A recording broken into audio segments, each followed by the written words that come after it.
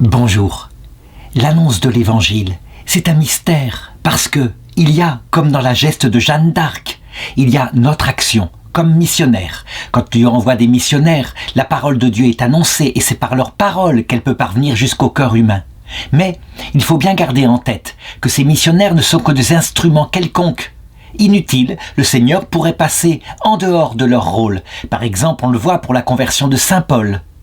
D'autre part, comme on sait que la foi est un don de Dieu, un missionnaire qui ne serait pas accompagné par la grâce du Saint-Esprit, sa parole est comme un bronze qui retentit, elle ne produit aucun effet. On a quelques exemples de cela, par exemple, de la mesure très exacte, surprenante, qu'utilise l'Esprit Saint pour décider que l'Évangile est annoncé à tel peuple ou au contraire, que l'Évangile sera annoncé plus tard à tel autre peuple. Par exemple, dans les Actes des Apôtres, chapitre 16, verset 6. Les églises s'affermissaient, les apôtres parcouraient la Phrygie, le territoire galate, le Saint-Esprit les ayant empêchés d'annoncer la parole en Asie. Parvenus aux confins de la Mysie, ils tentèrent d'entrer en Bithynie, mais l'Esprit de Jésus ne le leur permit pas. C'est une sagesse pastorale de Dieu qui sait mieux que nous la mesure que doit prendre l'Évangile. Il le sait, à la fois parce qu'il faut que des peuples connaissent l'Évangile pour être enthousiasme de l'amour de Dieu, mais il ne permet pas que l'Évangile conquiert pour le moment la terre entière, tout simplement à cause du danger de l'orgueil dans l'Église elle-même, la nécessité de l'humilité. Or, on le sait, quand il y a trop de succès, les fils de Dieu eux-mêmes peuvent devenir arrogants. Je voudrais illustrer cette histoire à travers celle du bienheureux frère Raphaël Louis Raffaringa, qui fut le premier saint catholique béatifié dans l'île de Malgache. Il y avait eu avant lui une sainte qui lui est inséparable, la bienheureuse Victoria. Je raconterai son histoire aussi à l'occasion de ce récit. Cependant, je voudrais d'abord raconter un contexte spirituel tout à fait surprenant. L'histoire que je raconte se passe sur l'île de Madagascar, la plus grande île du monde entier. Vraiment, elle est située à l'est de l'Afrique. Cependant, à 800 km plus au sud, il y a, toujours dans cet océan, une autre île beaucoup plus petite, l'île de la Réunion, où vivait un saint frère des écoles chrétiennes, frère Scubilion Rousseau, qui a d'ailleurs été béatifié par le pape Jean-Paul II le 29 avril 1989, et ce frère-là souhaitait de tout son cœur se rendre sur Madagascar. Il voulait annoncer l'évangile dans cette grande île qui était peuplée de tribus qui vivaient du culte antique, un culte animiste dont je parlerai tout à l'heure. En 1885, il avait écrit à son père provincial en France. Cela fait plusieurs dizaines d'années que les pères jésuites travaillent pour apporter la religion catholique à Madagascar. Ils souffrent beaucoup, mais jusque-là, l'évangélisation réalise très peu de progrès. Prions pour que l'arbre de la croix puisse être planté sur les sommets les plus élevés de la montagne malgache. Espérons qu'arrive le plus vite possible le moment où les disciples de notre vénéré père et fondateur, Saint Jean-Baptiste de La Salle, reprendront en grand nombre sur cette terre. Cela fait plus de 20 ans que je demande cette grâce à Dieu. Personnellement, j'aimerais être au nombre de ceux qui auront la chance d'aller là-bas. Mais cette grâce n'allait pas lui être accordée. Pourtant, par sa prière, il allait obtenir manifestement quelque chose d'assez stupéfiant, quelque chose de fantastique, à travers sa propre congrégation, les frères des écoles chrétiennes. Le saint frère Scubilion Rousseau mourra 2 ans plus tard, donc en 1867, et à cette époque-là, le bienheureux Raphaël, dont je vais raconter la vie, n'avait que 11 ans. Il n'était pas encore catholique, il vivait dans la religion animiste. À cette époque-là, il s'appelait encore de son nom païen Firinga, un nom très étonnant dont je vais raconter l'histoire. D'abord, il était né le 1er mai, à peu près, c'est une date approximative, en 1856, dans la capitale de Madagascar, Antananarivo. Son père était un noble de la cour du roi. Il était capitaine des esclaves. Ça veut dire chargé de mettre les fers à des esclaves. Le commerce des esclaves était très pratiqué à cette époque-là. Et lui, ça ne le gênait pas. Il ne savait pas lire, il ne savait pas écrire, mais je dirais, c'était finalement une tâche de responsabilité qui lui était donnée à la cour et qui lui permettait d'entretenir dans un bon niveau de vie sa famille. Il avait servi de manière craintive une terrible reine de cette époque-là, la reine Ranavalona, qui, on raconte pendant les 30 années de son règne, avait éliminé, soit par le poison, soit par le poignard, peut-être à peu près 200 000 de ses sujets qui la gênaient dans son autorité absolue. À l'époque, on vivait de la polygamie, surtout dans les familles nobles, et donc il avait eu un premier enfant par une première épouse, et c'était une grande joie pour lui, un petit garçon qu'il avait appelé du nom de Rakotonirina, ce qui veut dire le désiré. Mais les choses s'étaient mal passées. Au bout de 5 semaines, ce tout petit bébé était parti, emporté par la fièvre. Et c'était une catastrophe. Il était donc allé voir chez les sorciers qui, je dirais, dirigeaient la vie spirituelle de son pays, et ceux-ci lui avaient dit: c'est parce que tu lui as donné le nom de Désiré. C'est évident. Les esprits de la nature, quand ils ont appris qu'il portait ce nom, sont venus le chercher pour s'emparer de ce petit trésor. Le prochain fils que tu auras, tu devras lui trouver un nom qui fasse fuir les esprits mauvais de la nature. Et donc, quand sa deuxième épouse avait été enceinte d'un petit garçon, qu'il était né, qu'il était beau, eh bien, il avait décidé, pour sauver sa vie, pour le protéger des influences mauvaises, des esprits de la nature, de l'appeler Firinga, ce qui signifie en langue malgache « poubelle ». Oui, tout simplement, notre futur saint avait comme prénom « poubelle ». Et c'est ainsi qu'il avait grandi, selon la coutume malgache, eh bien se promenant librement dans la nature avec d'autres camarades, jouant, s'ébattant, et je dirais développant son comportement. Il ne faut pas compter qu'à cette époque-là, il y ait des caresses d'une maman, les histoires que raconte un papa. Non, on considérait que l'éducation devait se faire naturellement dans la nature, et que, après tout, le fait de vivre ainsi, sans tendresse paternelle, fortifiait le caractère, forgeait de futurs guerriers. Des hommes pour le futur. Les enfants étaient souvent reçus par les sorciers des villages qui leur enseignaient la tradition religieuse du pays, tradition qui était mêlée à la fois de choses que l'Église par la suite pourrait garder, mais de choses aussi totalement superstitieuses, comme des recettes qui sont des rituels, et qui partout se répandaient à cette époque-là pour éviter le malheur. Par exemple, voici ce genre de recettes qu'on enseignait. Si tu veux protéger ta terre des voleurs, alors appuie contre la porte de ta maison une canne de bambou avec au-dessus une touffe de paille de riz, et ensuite cherche un champ d'herbe magique qui te mettra à l'abri des malheurs et conserve-la toujours avec toi. Pourquoi est-ce que nous appelons ça de la superstition? Parce qu'on voit bien un rituel extérieur, matériellement sans rapport avec le fait d'empêcher des voleurs. Ce rituel est mis en avant, en priorité, et à moins qu'on intervienne peut-être des esprits de la nature qui sont tenus par ce rituel comme par un sort, eh bien, ça ne saurait marcher. Par contre, on avait et on lui enseignait un grand culte des morts. Les morts, c'est-à-dire les ancêtres qui étaient passés par cette île, présidaient au bonheur et au malheur. Il y avait des âmes, et donc ces âmes des ancêtres, il fallait les honorer d'une façon ou d'une autre. Si on ne se montrait pas assez respectueux, souvent, ils pouvaient envoyer le malheur sur la maison.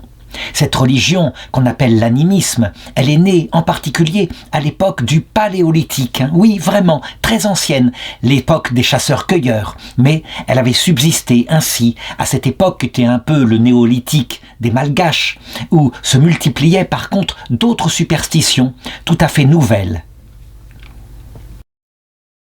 On était face, et c'est de ça dont il vivait dès sa jeunesse, à un véritable paganisme tel que le décrit la Bible. Le temps passe et donc ce petit garçon se développe un peu comme une gazelle dans la jungle.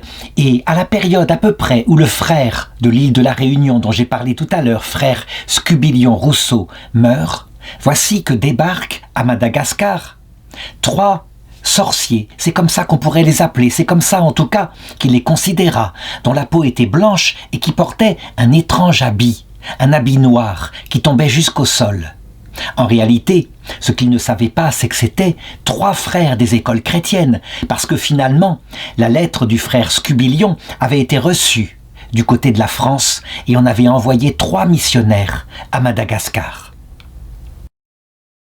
Firinga, donc, poubelle, je l'ai dit, c'est son nom traduit en français, s'approchait d'eux avec les autres enfants, les suivait, les observait. Il constatait qu'ils étaient simples, ils étaient joyeux, il les regardait avec bienveillance. Et puis, ils avaient toujours dans leurs mains ce qu'il saura plus tard être un chapelet, qu'ils égrenaient sans arrêt, et leurs lèvres bougeaient. Ils priaient de cette façon-là. C'était assez étonnant. Ils ne ressemblaient pas aux sorciers qui étaient habituellement ici, dans l'île de Madagascar, qui souvent étaient très menaçants. Ceux-là respiraient la paix, la joie, d'une religion qu'ils ne connaissaient pas encore, qu'il allait découvrir, la religion catholique. Je voudrais m'arrêter un instant pour raconter l'histoire des tentatives d'évangélisation de Madagascar. En fait, c'était pas du tout nouveau. Les premiers missionnaires étaient arrivés en 1540. C'est étonnant, hein? Plus de 3 siècles auparavant, des pères dominicains étaient arrivés, avaient tenté d'évangéliser, n'avaient réussi à pas grand-chose, et puis tout s'était terminé quand on les avait tout simplement massacrés. Une deuxième tentative avait été entreprise près d'un siècle plus tard, vers 1613, entre 1613 et 1630, et cette fois par l'ordre des Jésuites. Les Jésuites, fondés par saint Ignace de Loyola, avaient un esprit missionnaire aussi bien en Europe, en créant des écoles catholiques, que à l'extérieur, en envoyant des missionnaires très courageux. Et donc, ils débarquèrent ici. Il y eut d'énormes sacrifices, mais ça ne porta pas vraiment beaucoup plus de fruits. Ils furent bientôt aidés par les religieux pauliniens vers 1648 qui firent d'énormes sacrifices. 20 prêtres, 19 religieux furent envoyés et tous périrent victimes du climat. Et puis des indigènes sauvages qui ne voulaient pas de cette nouvelle religion qui venait ainsi les déranger dans leurs habitudes. En 1820, nouvelle tentative et cette fois par des protestants. Et peut-être parce que cette religion correspond plus facilement à la mentalité du pays, eh bien, il y eut quelques réussites, il faut le reconnaître. Les jésuites, quant à eux, étaient revenus et ils étaient convaincus qu'il fallait évangéliser par une autre méthode et en particulier par des écoles catholiques, que l'enseignement avec des choses qu'ils pourraient voir de leurs yeux, la magie, si on peut dire, de la science occidentale, eh bien pourrait leur convaincre de rechercher la vie spirituelle qu'apportait le Christ. Et donc, c'est à cet égard-là, c'est à ce moment-là, vers le milieu du 19e siècle, qu'ils décidèrent d'appeler, à partir de l'île de la Réunion, les frères des écoles chrétiennes pour venir les aider, pour fonder des écoles ici, en particulier dans la capitale, Antananarivo. Le roi de l'époque, qui s'appelait Radama II, fils de la reine, avait d'ailleurs ouvert son pays à la venue de missionnaires étrangers, et finalement, de l'apprentissage de la science. Mais en même temps, comme à cette époque-là, on voyait les nations européennes non seulement laisser les missionnaires rentrer, mais s'appuyer souvent sur eux pour coloniser des terres. Eh bien, en même temps, cette autorisation allait être source de plus en plus de méfiance dans le peuple et dans les noblesses malgaches, à cause du risque de l'arrivée des conquérants. En tout cas, les 3 frères des écoles chrétiennes, lorsqu'ils débarquèrent, s'étaient préparés. Ils avaient appris déjà à l'île de la Réunion la langue malgache. Ils la pratiquaient. C'est une langue qui en fait est très précise finalement et donc qui permet véritablement d'exprimer de manière simple les mystères chrétiens. Et donc c'est à cette époque-là, alors qu'il avait 11 ans, que Poubelle, notre Poubelle, les rencontra pour la première fois. Un petit rappel tout de même sur ces frères des écoles chrétiennes qui auront une influence énorme sur l'Église catholique. Ils avaient été fondés en 1680 par saint Jean-Baptiste de La Salle. On les appelait aussi les frères 4 bras à cause de la forme de la soutane qu'ils portaient. Ils ne pouvaient pas être prêtres, mais grâce à l'intuition de leur fondateur, ils étaient les premiers à s'être dévoués, tout en étant religieux à travers un vœu de pauvreté, de chasteté, d'obéissance et une consécration totale de toute leur personne à la Sainte Trinité.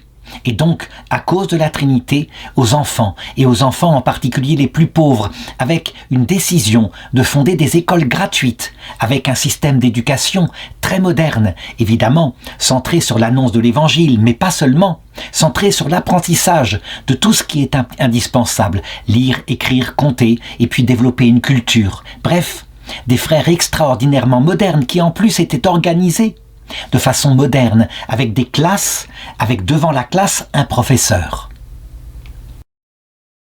Quand les 3 frères envoyés par leur supérieur général arrivèrent à Madagascar, évidemment, ils firent ce qui était leur vocation, et donc ils trouvèrent une espèce de baraque, un local, pour fonder leur première école. Ils ouvrent donc 3 classes au rez-de-chaussée de cette baraque, tandis que eux, ils résident à l'étage. Et puis, chacun commence à prendre une classe, du moins les enfants qu'ils peuvent attirer, qui jouent dans la nature, et qui veulent bien par curiosité venir les rejoindre. Et c'est ainsi que notre poubelle, voyant ses camarades qui quelquefois viennent rejoindre les professeurs, sont intéressés par ce qu'ils racontent, finit par se glisser dans le groupe et par écouter des cours. Directement, il se montre extraordinairement curieux, tout l'intéresse dans ce qu'enseignent ces drôles de sorciers, dont il apprend bientôt qu'ils sont catholiques, et dans l'enseignement religieux qu'ils donnent en particulier, ils viennent avec des images, une image de la Nativité, qui représente la Sainte Vierge avec l'enfant Jésus dans ses bras, et une image d'un homme crucifié. Il ne sait pas encore ce que signifie crucifié, mais cet homme manifestement est suspendu à un gibet et souffre terriblement. Les frères vont raconter l'histoire ainsi de Jésus, mais en disant que ce n'est pas une simple histoire, que c'est réel, que c'est le Créateur du monde entier, qu'il est venu, qu'il s'est incarné sur la terre pour raconter la raison de notre présence sur la terre, et que il a voulu souffrir les mêmes souffrances que nous, pour prendre sur lui nos péchés, et qu'il est mort sur cette croix. Qu'il n'y a plus besoin, depuis qu'il a donné sa vie de cette façon-là, d'offrir des sacrifices d'animaux pour se faire bien voir des dieux, que lui, il a tout offert d'un seul coup, et que notre péché maintenant peut être pardonné si nous nous tournons vers lui.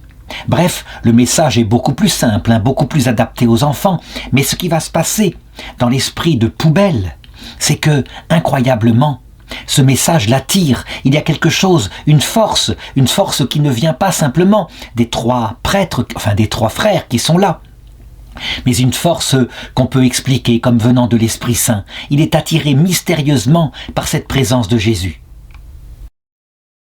Il le racontera plus tard, c'était une émotion à l'intérieur de son cœur, ce que nous appelons la grâce du baptême du Saint-Esprit, évidemment, alors qu'il n'était pas encore baptisé.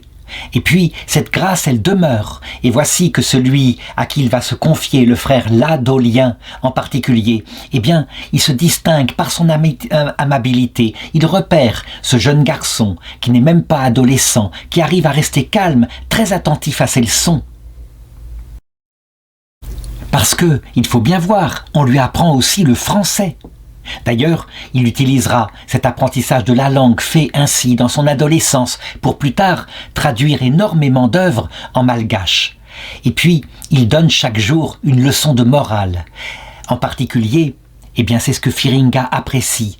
Chaque matin, il s'adresse à ses élèves dans cette minute de réflexion sur un sujet qui est soit moral, soit religieux, et qui se termine toujours par la phrase suivante : « Un fils de la Vierge Marie très certainement sauvera son âme, parce qu'elle est la terreur du démon et la porte du ciel. » C'est ainsi que, parallèlement, en même temps qu'il apprend à découvrir le Christ, il apprend à découvrir le rôle de la Vierge Marie, sa mère. Et profondément, pas seulement par l'enseignement qu'il entend concernant le Christ, mais aussi par la prière qu'il apprend à pratiquer, par la piété des frères qui lui montrent l'exemple, peu à peu, la grâce va remplir son cœur, si bien que 3 ans après, le 24 octobre 1879, il demande aux frères la possibilité d'être baptisés. On le baptise, on accepte, et évidemment, on lui retire son premier nom, il ne s'appellera plus Poubelle, et comme c'est le jour de la fête de l'archange Raphaël, l'archange qu'avait guéri Tobie dans l'écriture sainte, eh bien, c'est le nom qu'on lui donne. À partir de ce moment-là, il s'appellera Monsieur. Monsieur, c'est un nom par le respect qu'on lui donne, Monsieur Raphaël. C'est un petit détail, mais ça montre l'intelligence des frères des écoles chrétiennes. Ils respectent les habitants du lieu.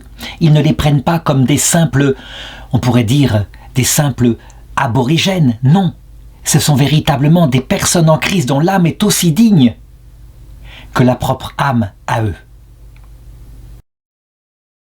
Le temps passe évidemment, et pendant ce temps, au niveau politique, que devient l'île de Madagascar? Eh bien, la cruelle reine, la reine Ranavalona, à un moment donné, finalement, perd son pouvoir, et donc il y a le sacre de son successeur. Et c'est étonnant, c'est là qu'on voit que pour la première fois, on dirait que l'évangile progresse à Madagascar.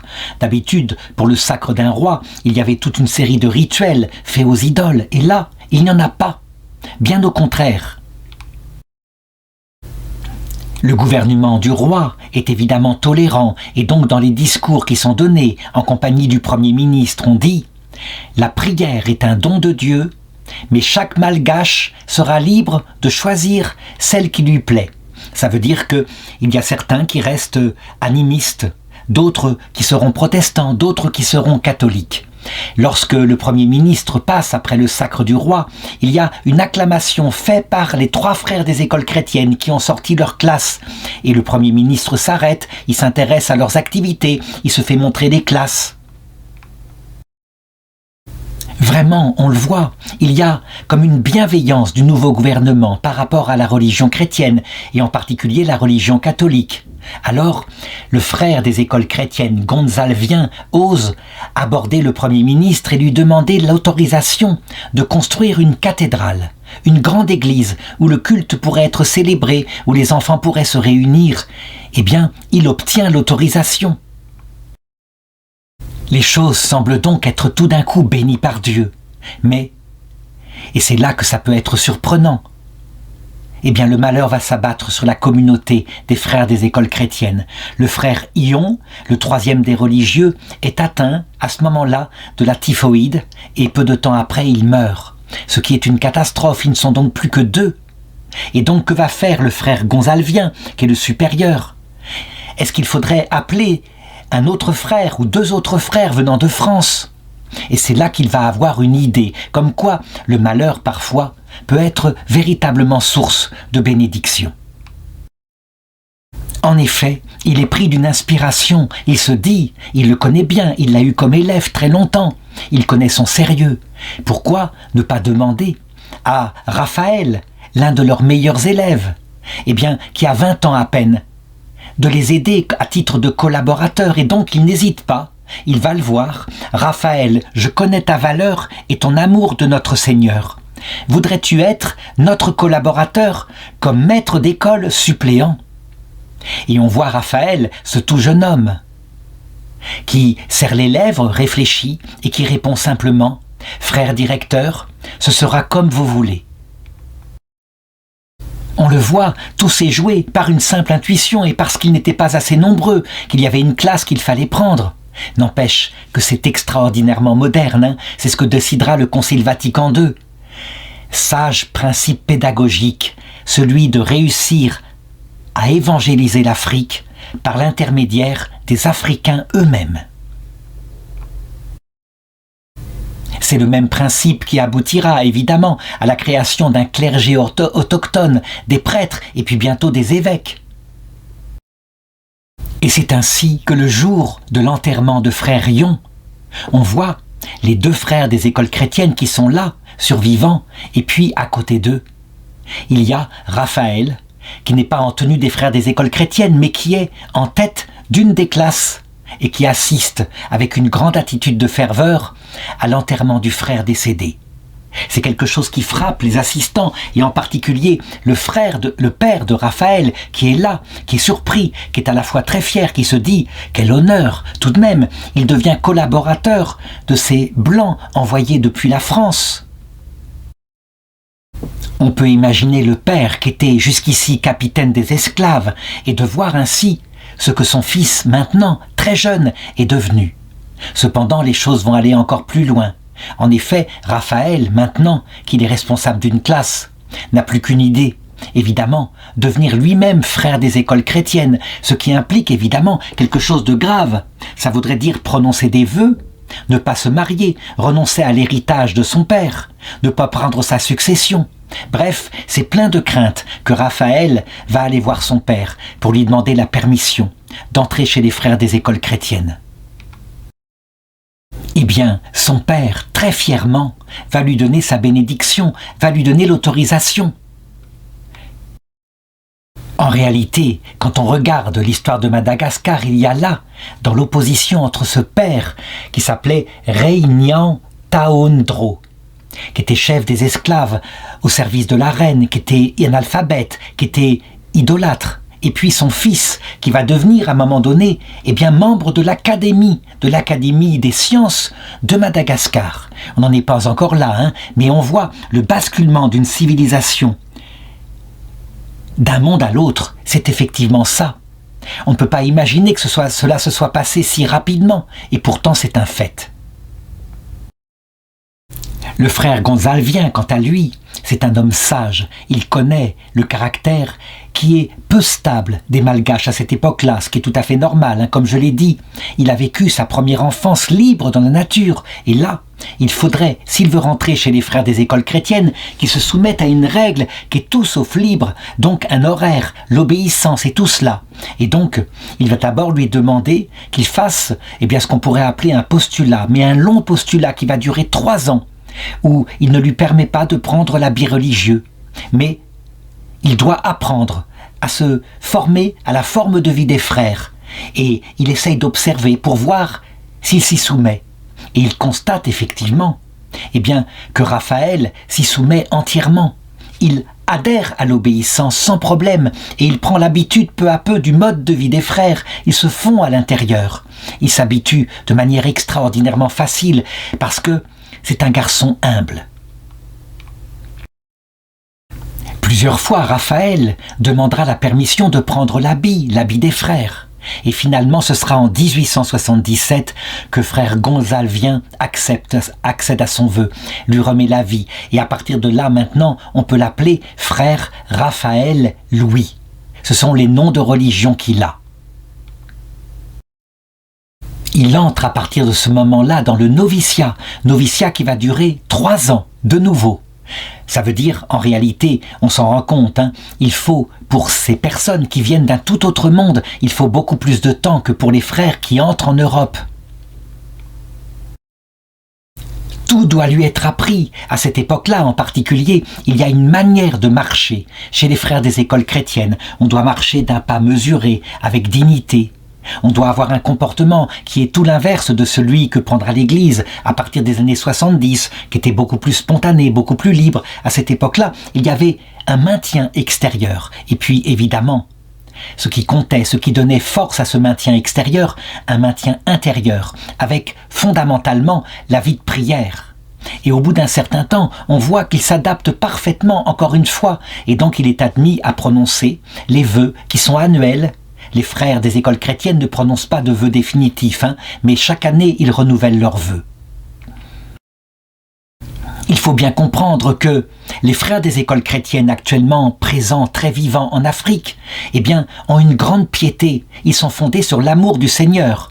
Quand on compare aux frères des écoles chrétiennes, souvent en Occident, qui à un moment donné ont abandonné le culte de Dieu, en particulier pour, je dirais, un culte horizontal de l'homme. Ce qui fait que souvent des maisons en Europe ont complètement fermé, n'ayant plus aucune fécondité. En Afrique, au contraire, c'est très vivant.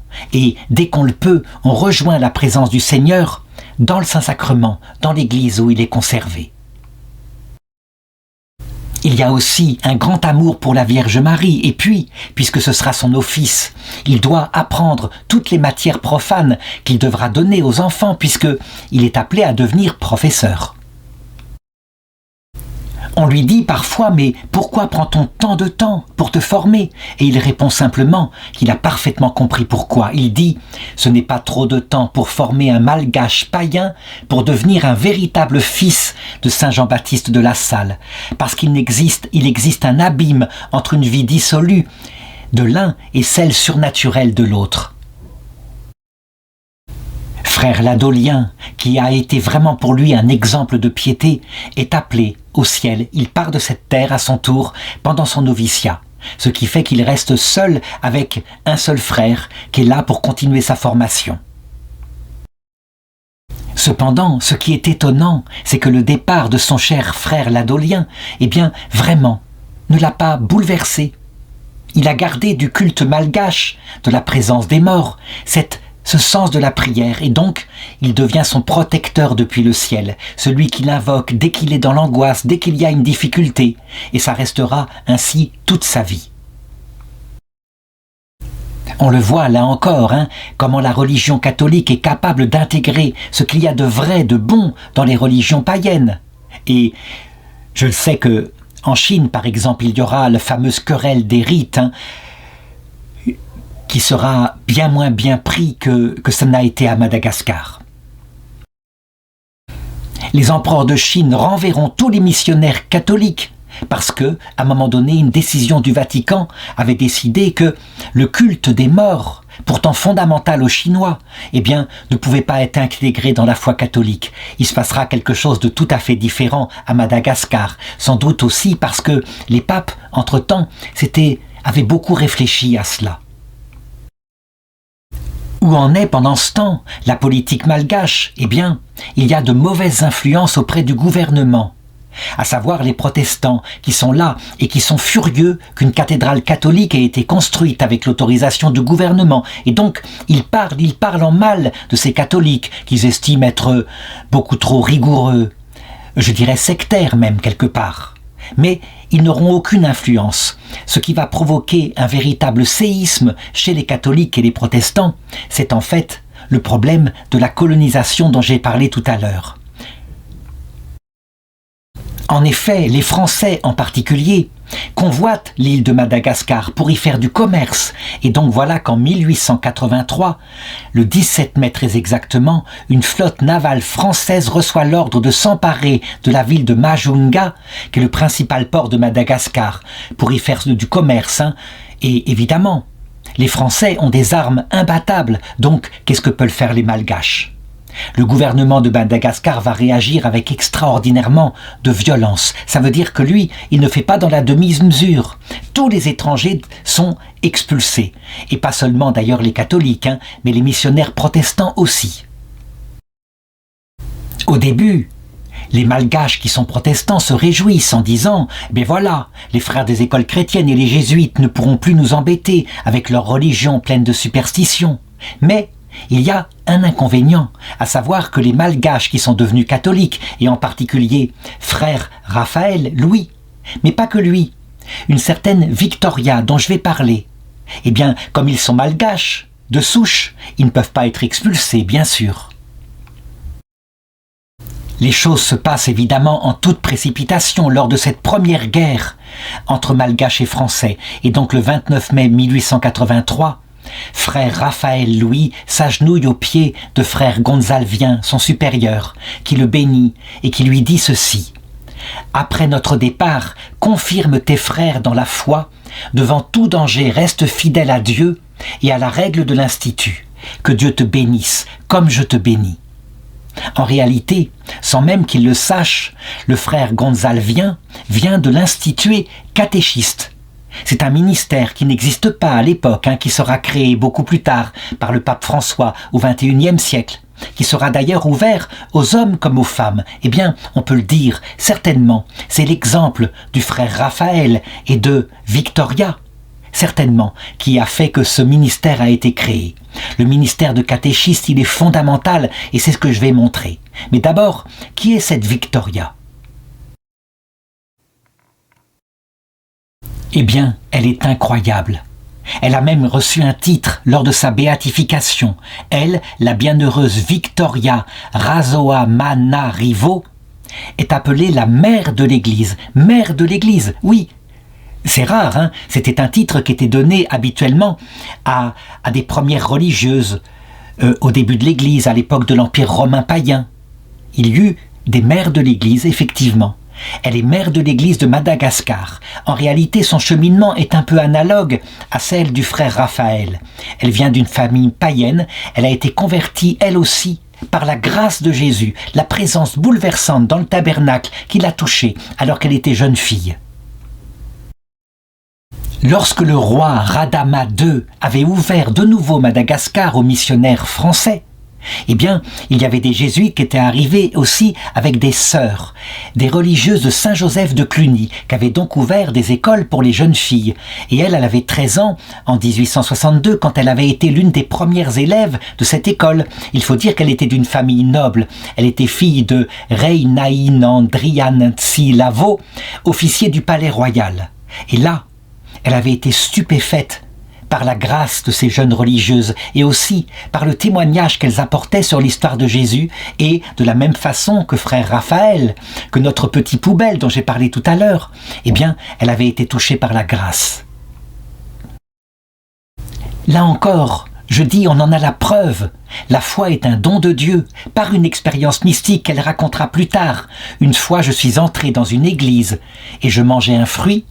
Mes yeux se sont fixés sur le tabernacle et je me suis rendu compte qu'en ce moment quelqu'un me regardait. J'ai eu honte et j'ai jeté le fruit, je me suis agenouillé, j'ai prié. Dès lors sont nés en moi l'amour et le respect pour Jésus dans le tabernacle. En 1864, on avait marié cette petite jeune fille qui s'appelait Victoria, qui s'était consacrée à la Vierge Marie. On l'avait mariée sans qu'elle ait le choix. À Radiaka, le fils du premier ministre des reines successives, qui était un homme promis à un brillant avenir, mais qui était vite tombé dans l'alcoolisme. Et donc, elle était devenue veuve assez tôt. Mais, durant tout son mariage, alors qu'elle priait pour la conversion de son mari, avant qu'il ne meure, de cet alcool qu'il buvait trop, eh bien, elle avait prié pour sa conversion et elle avait obtenu. Juste avant de mourir, il avait demandé le baptême. Victoire elle-même le lui avait administré en l'appelant Joseph. On pourrait être surpris en se disant « Mais pourquoi n'a-t-elle pas fait appel à un prêtre ?» Eh bien, c'est comme ça, en terre de mission. En tout cas, il était mort, il avait été baptisé le 14 mars 1888. Pourquoi n'avait-elle pas fait appel à un prêtre? Parce que nous étions 5 ans après l'expulsion des missionnaires. Et c'est là que son rôle va paraître essentiel.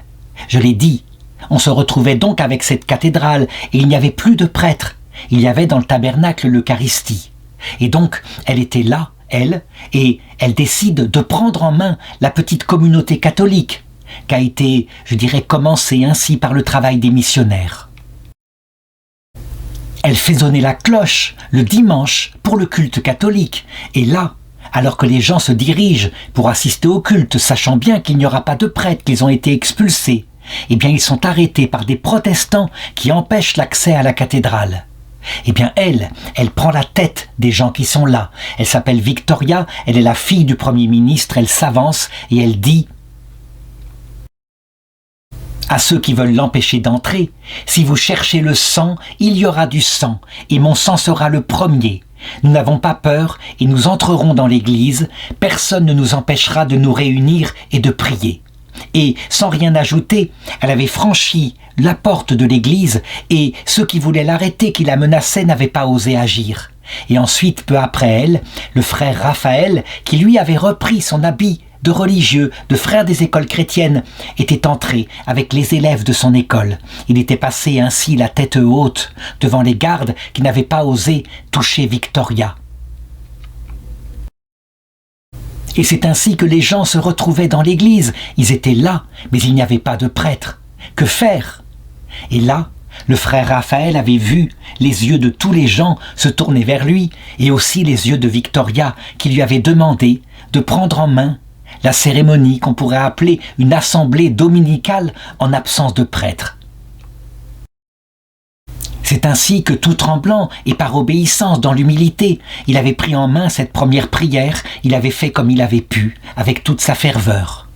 Et puis, à la fin de la messe, voici que Victoria avait pris la parole. Elle avait dit « S'il y a quelqu'un qui peut nous guider dans notre itinéraire de foi, c'est bien frère Raphaël. » Et tous avaient applaudi dans l'église enthousiaste, sauf évidemment frère Raphaël, qui lui, n'en demandait pas autant.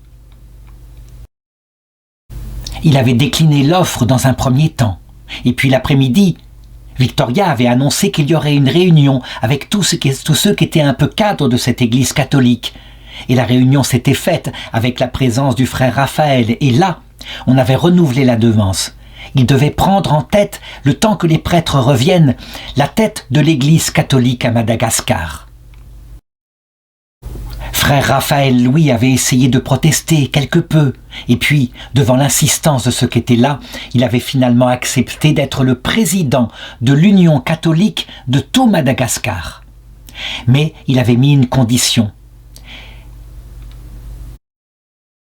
Il demandait qu'on ne change rien du tout à l'organisation de l'Église et qu'on lui adjoigne, parce qu'il était seul, un conseil pour l'assister dans toutes les décisions qui devraient être prises. Il le savait instinctivement, il ne faut pas être seul, il faut être conseillé. C'est une église et donc elle est dirigée par l'Assemblée des frères. C'était vraiment de la part de Victoria le choix idéal. Il avait une noblesse de naissance, frère Raphaël Louis, et puis il avait son habit religieux, et puis il avait ce caractère ferme, cette vocation déterminée. Il était un bon professeur à l'école qui faisait progresser ses enfants avec un charisme et le sérieux de son attitude. C'est ainsi donc que pendant 3 ans, alors qu'il n'y avait plus un seul Européen à Madagascar, plus un prêtre, il devient chef de l'église, avec la mère de l'église, Victoria, qui est là, qui le soutient par sa prière. Un peu, on peut le dire, à l'image de la Vierge Marie, lorsque l'église avait été fondée juste après la Pentecôte. Attention, tout ne va pas se passer facilement. Il va commencer à y avoir des critiques, en particulier des protestants, qui eux, prétendent qu'ils sont beaucoup plus libres, et ils critiquent et ils disent « Mais il est très austère, votre chef d'église, là, et pourquoi cet habit noir, là, si austère? Pourquoi est-ce qu'il méprise la culture Madagascar ?» Le frère Raphaël va passer outre toutes ces critiques, mais il va accepter à un moment donné tout de même de prendre l'habit blanc traditionnel des Malgaches, donc de quitter sa soutane de frère des écoles chrétiennes, tout en restant exactement le même. Du coup, ayant obtenu cette concession, les protestants essayèrent d'augmenter encore leurs critiques, mais c'était sans compter sur, en particulier, la belliqueuse Victoria, la bienheureuse Victoria, qui était là et avec force de caractère, qui proclamait l'autonomie de la foi catholique. Le moindre incident que provoquaient les protestants, elle était là, elle surgissait, elle intervenait, et aussitôt, tous ceux qui voulaient provoquer un incident filaient doux.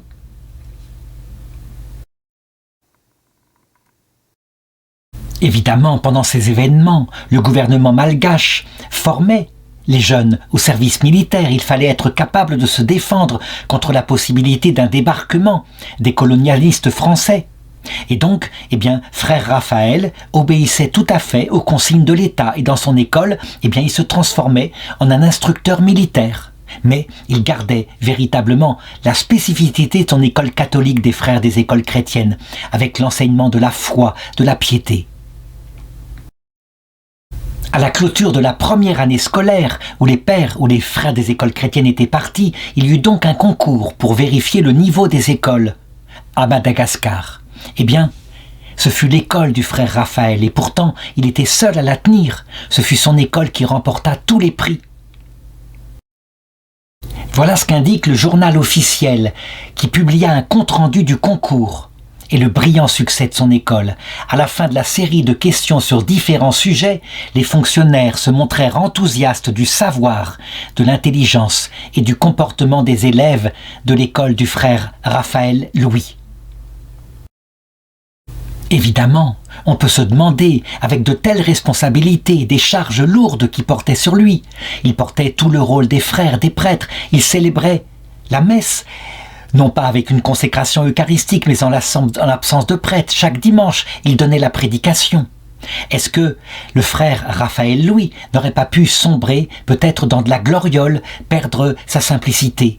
En réalité, ce qui est étonnant, c'est de le voir fixé sur l'apprentissage qu'il avait eu par son père maître des novices, lorsqu'il était jeune frère des écoles chrétiennes. Donc, une fidélité totale à la règle et à la règle de la prière. Il se souvenait toujours de ce qui est la règle pour ne pas perdre la présence du Seigneur. Marche en ma présence et tu seras parfait. C'était un homme de prière, c'était un saint, et ce n'est pas pour rien qu'il a été béatifié. Je dirais même, comme je le montrerai, après sa mort. Ce n'est pas pour rien que le Seigneur a permis que son corps, déterré plusieurs années plus tard, comme le demande la procédure canonique, a été retrouvé intact. Ce qui prouve qu'il plaisait à Dieu, pas seulement en apparence avec un charisme, mais en réalité, par l'attitude de son âme. Mais ce qui va être étonnant, c'est surtout 3 ans plus tard. 3 ans plus tard, la paix est faite avec les Français, et donc on autorise les missionnaires à revenir. Donc les frères des écoles chrétiennes reviennent à Madagascar. Ils s'attendaient évidemment à trouver l'église qui était si jeune, si fragile, eh bien un peu inculte comme un jardin qu'on n'aurait pas biné.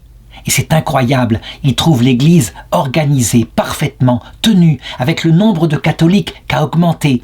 Et même les écoles, l'école des frères des écoles chrétiennes, parfaitement là, avec les élèves qui ne sont plus des petits sauvageons dans la nature, mais qui suivent les règles de la classe.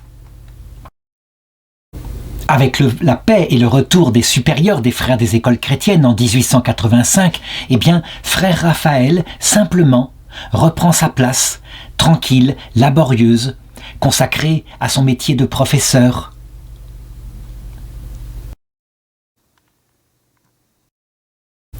Quatre ans plus tard, en 1889, l'année de la béatification de Saint Jean-Baptiste de La Salle, il est admis à prononcer ses vœux perpétuels, donc à s'engager pour la vie. Et il le fait avec une grande ferveur. Il continue de travailler à la manière des frères des écoles chrétiennes. Il n'y a pas que la piété, il y a aussi la compétence académique. Et donc on le voit, qui est capable de commencer à traduire, à partir de la langue française, des livres qui permettent de servir aux élèves ou aux professeurs qui sont en formation. Son activité est débordante. Il est à l'image de tous ses frères des écoles chrétiennes. On le voit qu'il laisse des écrits à caractère religieux, historique, artistique, à caractère pédagogique. Il écrit des vies des saints parce qu'il est conscient que pour les enfants, le récit des vies des saints est quelque chose qui les élève vers Jésus-Christ. Il écrit des pièces de théâtre pour qu'ils puissent s'exprimer, en particulier en rapport avec la foi. Il traduit et compose des prières pour diverses circonstances, des fascicules pour combattre les superstitions païennes. Donc, ça veut dire qu'il se fait théologien, y compris pour combattre les objections des protestants, par exemple contre le culte de la Vierge Marie, le culte des saints, des anges. Et surtout, il le fait de manière extraordinairement moderne. Il ne connaît pas le Concile Vatican II et pourtant on le voit. Tout ce qu'il peut garder dans la culture de ses contemporains, il la garde. Le costume, mais aussi certaines choses qui peuvent être intégrées dans la foi catholique, je l'ai dit. Il transforme le culte des morts en la prière pour les âmes du purgatoire, et ça se fait tout à fait naturellement. Et tout le monde se rend compte à Madagascar, auprès de la cour de le roi en particulier, que c'est un trésor pour le pays, au point que lorsqu'est fondée l'Académie de Madagascar, créée par le général Gallieni en 1902, eh bien, il est nommé comme tout premier membre de cette académie. Il devient donc académicien de Madagascar. C'est absolument stupéfiant.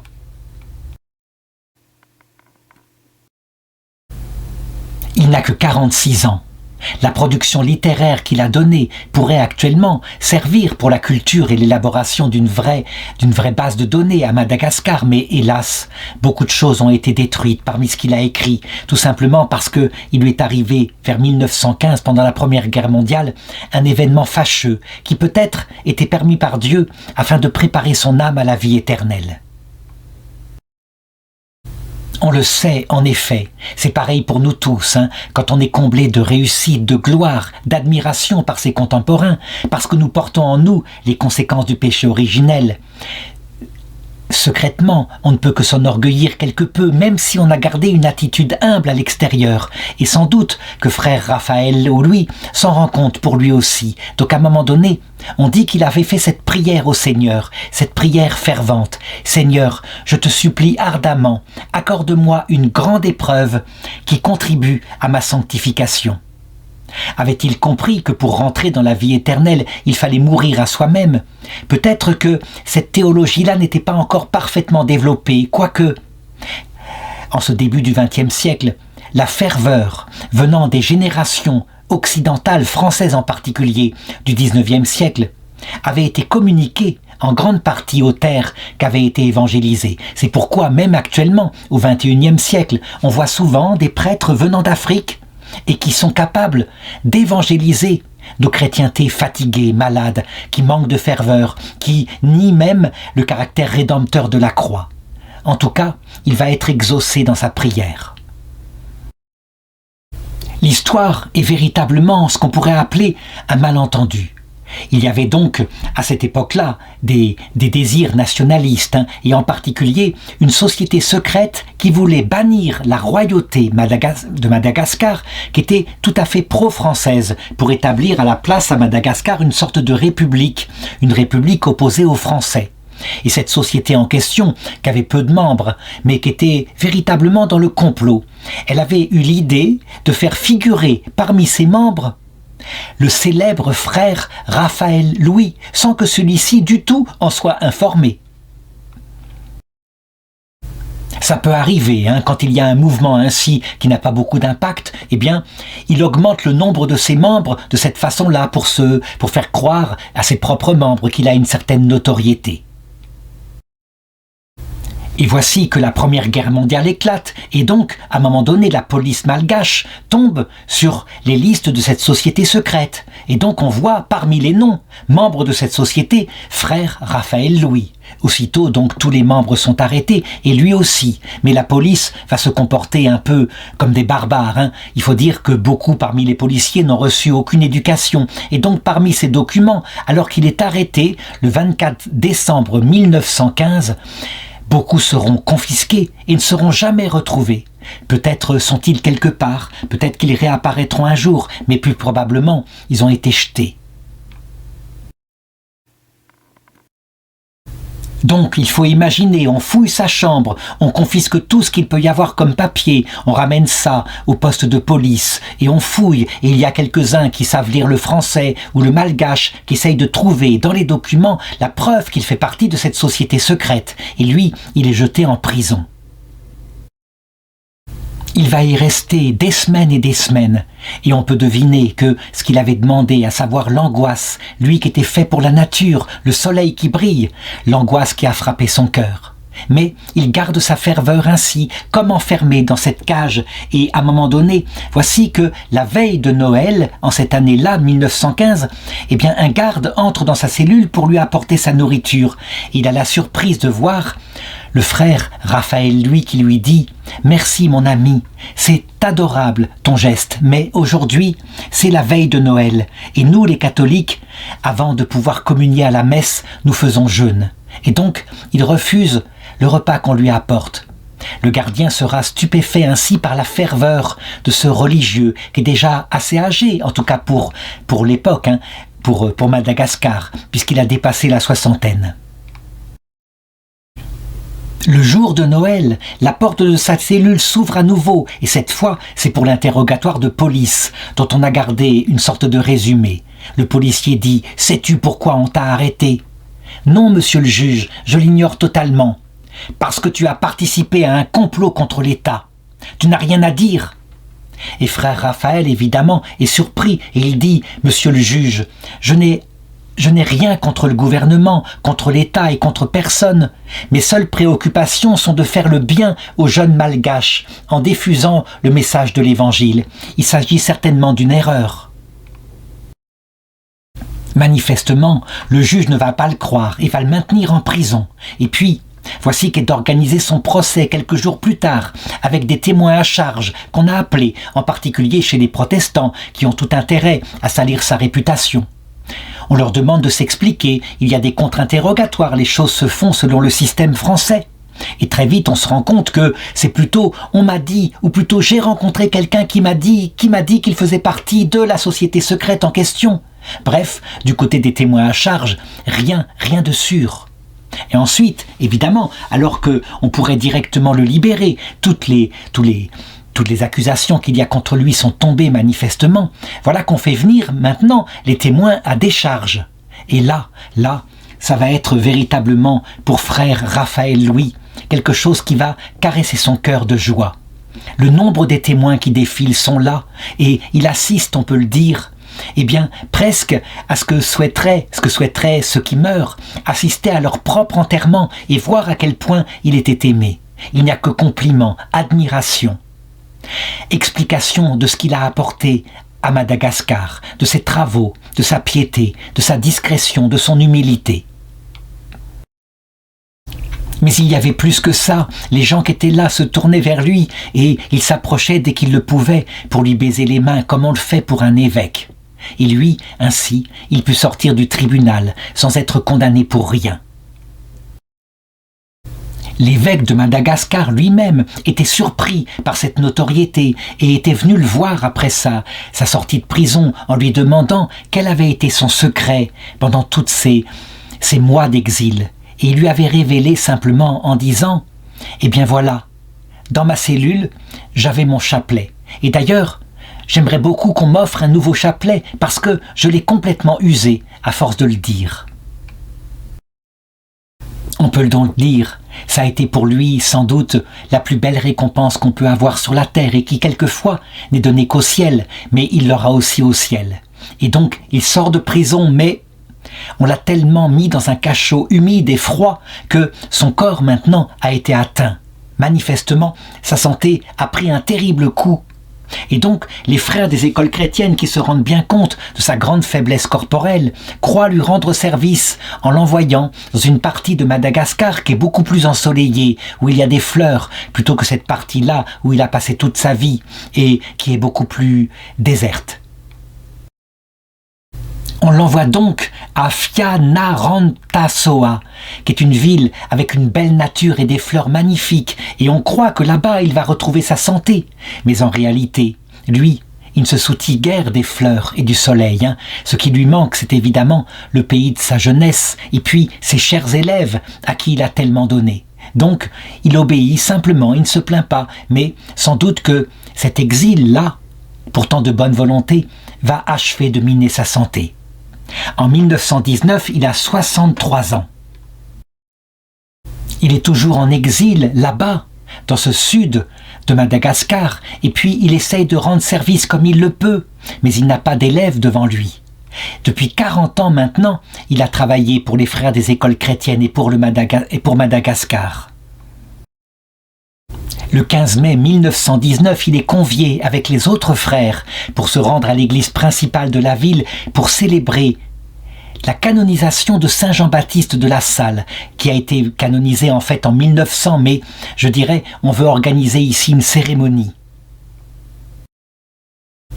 Cette sortie-là sera sa dernière sortie, et comme un clin d'œil de Saint Jean-Baptiste de La Salle, qui, quelques jours plus tard, l'emporte pour l'autre monde, après qu'il a reçu les derniers sacrements, frère Raphaël Louis Rafiringa s'endort paisiblement dans la paix du Seigneur, à l'âge de 63 ans. Nous sommes le 19 mai 1919. Le peuple de Madagascar, par la suite, au cours du XXe siècle, adhéra massivement au catholicisme et ne l'a jamais oublié. À un moment donné, les évêques furent contraints, de par la pression du peuple, de demander qu'il soit béatifié et peut-être même canonisé. Évidemment, l'enquête fut lancée, il n'y eut aucun inconvénient, elle aboutit à ce qu'il soit déclaré vénérable. Cependant, comme on le sait, ce procès-là qui regarde de l'extérieur les écrits et puis aussi le comportement du frère, ce procès, cette première partie n'est pas infaillible. Il faut une confirmation de Dieu. Pour être béatifié, il faut que Dieu justifie et dise « oui, je suis d'accord » par un miracle authentique qui vienne de lui. Ce miracle a eu lieu en 1927. et a touché un homme qui était né en 1862 et qui s'appelait Pierre Raffarala'i. Il était paralysé des jambes depuis quelque temps et sa paralysie était véritablement de plus en plus forte au point qu'il ne pouvait plus se déplacer du tout. C'était pour lui source de vrais soucis parce que, tout de même, il ne pouvait plus se charger de sa famille. Il était donc 6 ans plus jeune que frère Raphaël Louis. Et quand les missionnaires avaient été expulsés de Madagascar en 1883, il avait été l'un de ceux qui avaient suivi avec ferveur la prédication, la façon dont le chef de l'église, frère Raphaël Louis, avait aidé Madagascar. Plus tard, Pierre Raffarala'i s'était marié, avait eu 2 filles qui étaient malheureusement mortes, ce qui l'avait laissé dans de grandes douleurs spirituelles. La perte de ses filles l'avait touché, et puis était arrivée la maladie. Mais jamais il n'avait oublié son maître, frère Raphaël Louis. Et donc, à un moment donné, il eut l'idée, peut-être parce que la douleur était trop grande, d'aller auprès de là où il était enterré pour le prier, pour lui demander de l'aider. Il avait appris effectivement que ses restes mortels intacts avaient été déterrés et qu'il avait été transporté de la ville de Fianarantsoa à la capitale d'Antananarivo. Et donc, il avait voulu se présenter ainsi pour demander la grâce. Il avait prié sur le tombeau et puis le miracle s'était produit. Voilà ce qu'il raconte. « J'ai ressenti un frisson dans tout le corps et je me suis senti poussé à me lever. J'ai pu faire sans difficulté quelques pas. J'étais guéri. J'étais maintenant solide sur mes 2 jambes. Elles étaient pourtant restées inactives pendant 6 ans. Je me suis présenté immédiatement au curé de la cathédrale et je lui ai dit que je lui faisais cadeau de mes béquilles, je n'en avais plus besoin. Et le jour même, je suis rentré à la maison et j'ai fait 14 kilomètres de distance. À partir de ce moment-là, jamais plus mes jambes n'ont posé problème. D'ailleurs, il faut le reconnaître, Pierre n'est mort qu'en 1940 à l'âge de 78 ans et jamais, même alors qu'il était très âgé, jamais le problème de jambes n'est revenu. Ce miracle a donc été reconnu par le Vatican et finalement, le 7 juin 2009, frère Raphaël Louis a été béatifié par la délégation venant du pape Benoît XVI et par le cardinal préfet de la Congrégation pour la cause des saints, le cardinal Angelo Amato. Voilà ce qu'il a dit dans son sermon. Le frère Rafiringa aimait son pays de tout son cœur. Il est un modeste contemporain, toujours à suivre et à imiter. Au cours de sa vie, le frère a éprouvé un grand amour pour la langue et la culture malgache.